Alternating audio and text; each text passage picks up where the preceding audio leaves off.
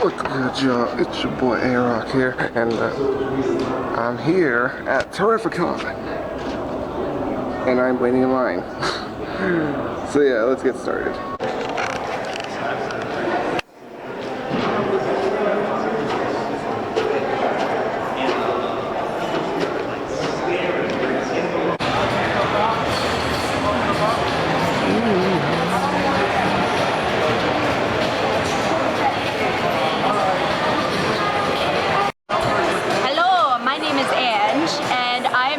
Cosplaying Miwi-Ruma from Danganronpa B3. And basically, if you just check Amazon and eBay, you'll find my whole outfit. Like, it was pretty easy and pretty cheap, actually. How cheap? So, it was like, in all, like $200, and that's actually really cheap for cosplays. Makes sense. Hi, I'm Mia, aka Fury Mia Cosplay, and I'm cosplaying Kaede Akamatsu from Danganronpa B3 as well. Yep. All of my outfit is from Amazon. Very cheap. Besides these are eBay. I'm just saying they're eBay. These are from eBay. Get a close up on this. Yeah. Like musical note hairpins. Just so you guys know, if you want to know where you got these eyelashes, these are from Amazon. These are from Sephora. People like ask that all the time. It's weird.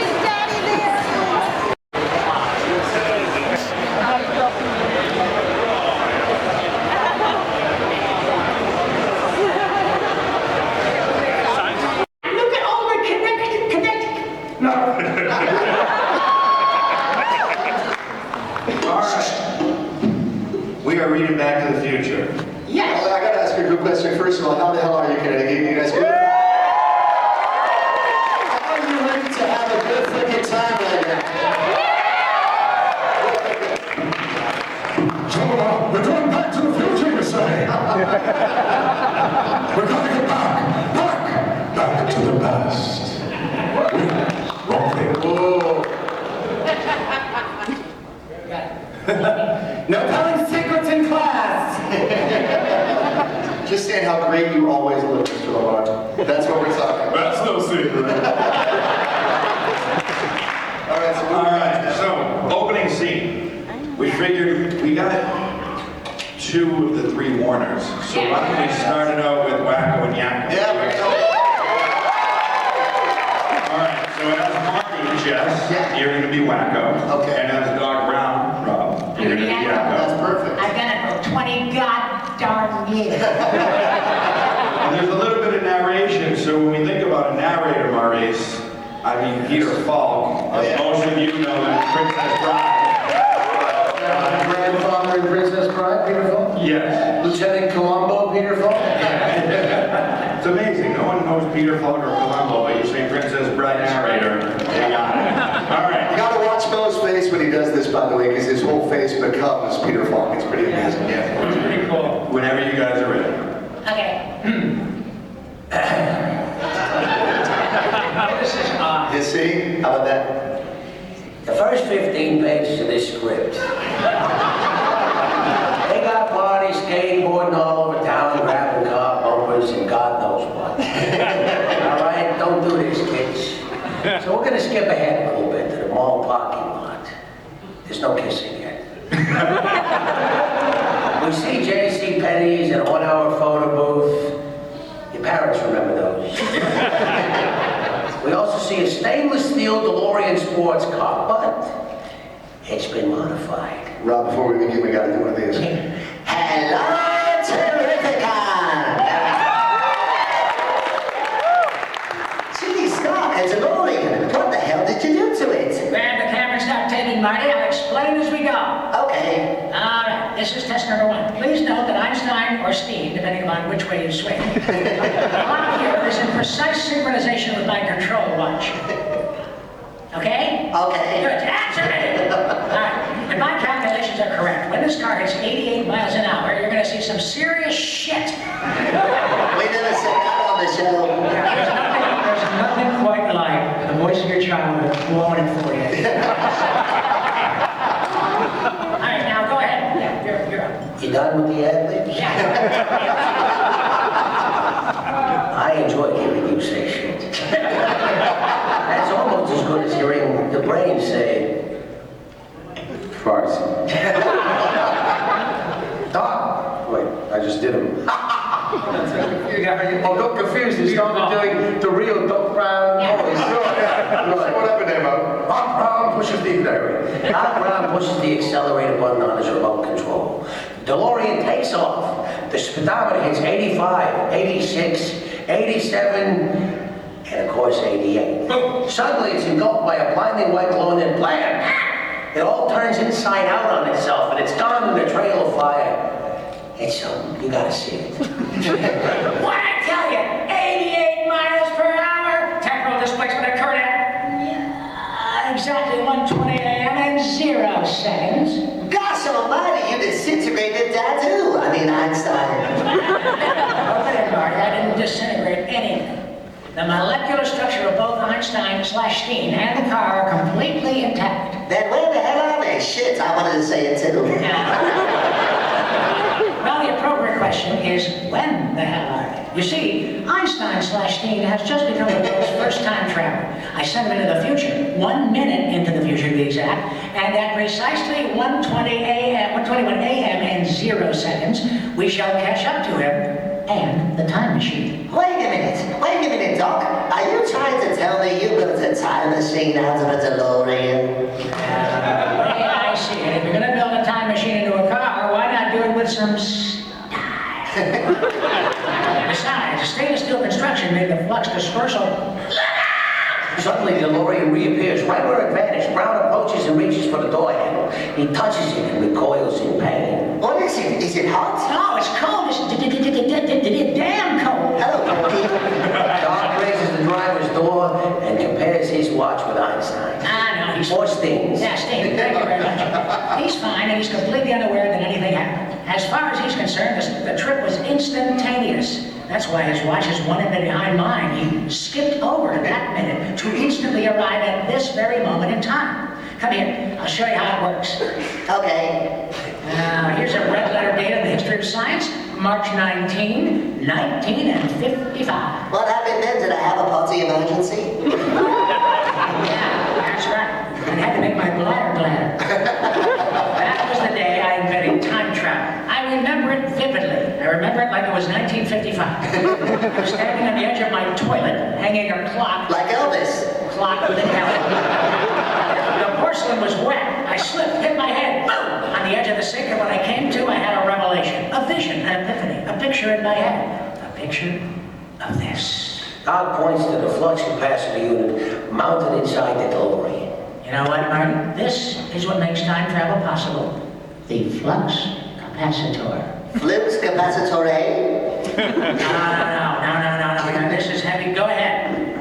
Oh, this is me again, see, I didn't realize. This is heavy duty, Doc. This is great. Does it run on regular unleaded gasoline? Good night, everybody! Good night, everybody! And Steve.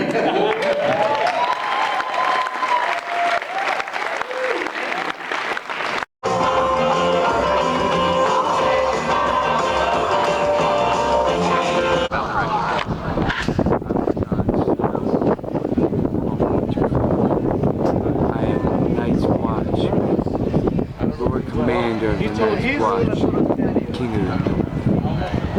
I rifle heir to the 7 kingdoms. Until that's justified, I'm done. A lot of chafing. Just gonna say that took days to recover. I worked with a lot of animals. They smelled horrible, especially llamas, and then I worked with a sheep. And as soon as I said my first line, it urinated all over the stage. So that was kind of funny.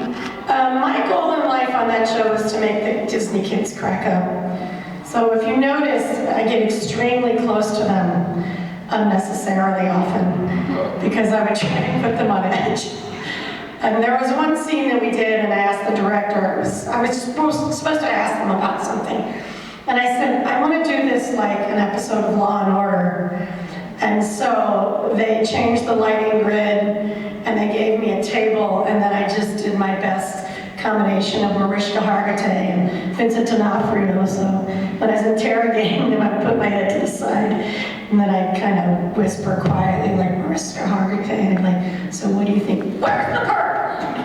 And slam on the table, and I'm sure I added 3.5 hours to our shooting day that day, because I would do anything to make them jump out of their seats or uncomfortable. And they just let me go, so I would sneak up behind them, and they'd call action, but they wouldn't tell them I'd enter from a different shot, so I'd come up behind one of them and blow in their hair, and then scream in their ear. So when you look closely at that episode, I forget what it's called, but watch it, because there are very few takes where there's not at the very end, one of the kids like, Another one that was like that was when Leo was trapped in the elevator, and I would do anything. I would just get closer and closer to him as we started talking, like quietly, until I was almost like sitting on his lap.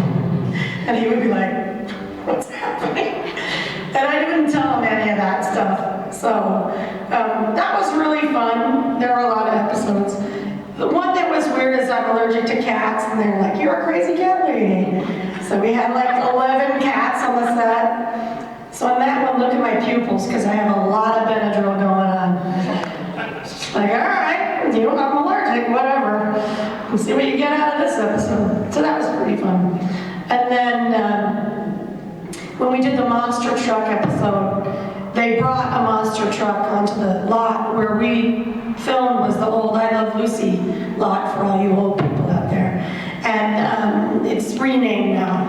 And so we were on the set, and they built a fake wall, and the monster truck came in with the monster truck driver. But when we were filming, everyone's like, is it an earthquake?